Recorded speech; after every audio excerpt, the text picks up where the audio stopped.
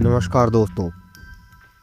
कभी कभी किसी की तलाश में हम खुद को खो बैठते हैं। ये कहानी है श्रुति की, जिसने अपने गुमशुदा पति को ढूंढने के लिए यक्षिणी साधना का रास्ता चुना। जो सामने आया वो सिर्फ उसका ही नहीं बल्कि हर औरत के लिए चेतावनी है। श्रुति और विक्रम एक खुशहाल जोड़ा है। शादी को 2 साल हो चुके थे। विक्रम एक पुरातत्व विभाग में काम करता था, जो प्राचीन स्थानों की खोज करता था। एक दिन वो मध्य प्रदेश के खतरा जंगल में यक्षिणी से जुड़ी गुफा खोजने गया, लेकिन लौटकर कभी नहीं आया। श्रुति ने पुलिस स्टेशन में जाकर रिपोर्ट दर्ज करवाई कि मेरा पति कई दिनों से घर नहीं आ रहा है। पुरातत्व विभाग वालों ने भी बहुत कोशिश की उससे ढूंढने की, लेकिन वे नहीं मिला। 6 महीने बाद पुलिस ने केस बंद कर दिया। श्रुति अब पूरी तरह से टूट चुकी थी। वो विक्रम को हर तरफ ढूंढ कर थक चुकी थी। वो विक्रम के नोट्स पढ़ती है और एक काली डायरी मिली जिसमें लिखा था, यक्षिणी सिर्फ वही दिखाती है जो तुम देखने को तैयार हो। श्रुति ने फैसला किया कि वो विक्रम को एक बार फिर से ढूंढेगी और वो विक्रम को वापस जरूर लाएगी। श्रुति उसी जंगल में पहुंची जहां विक्रम गया था।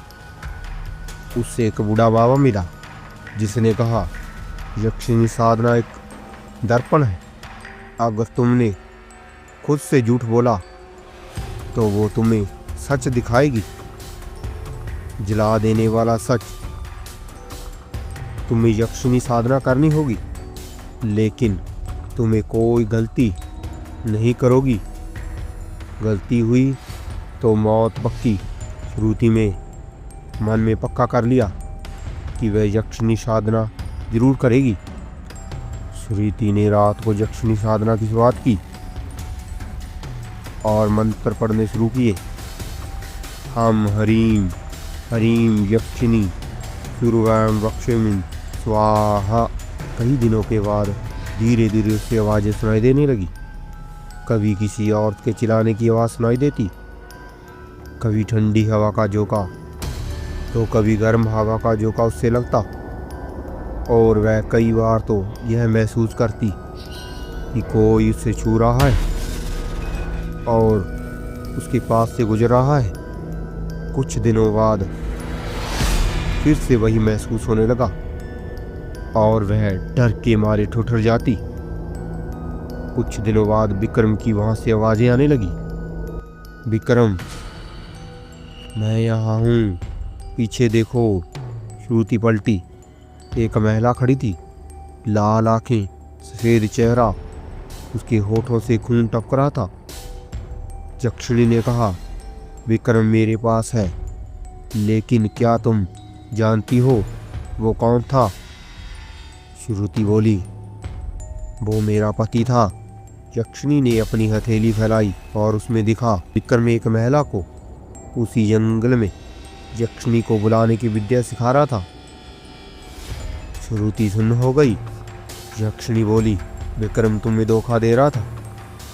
वो मुझे नहीं खोज रहा था, मुझे बांधना चाहता था। उसकी आत्मा अब मेरी है।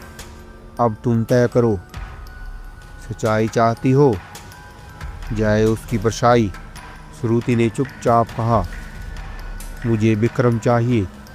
यक्षिणी मुस्कुराई और उसकी आंखों में अंधेरा उतराया। 2 साल बाद गांव में एक नया जोड़ा रहने आया, विक्रम और श्रुति। लोग कहते हैं दोनों शांत लेकिन बहुत अजीब।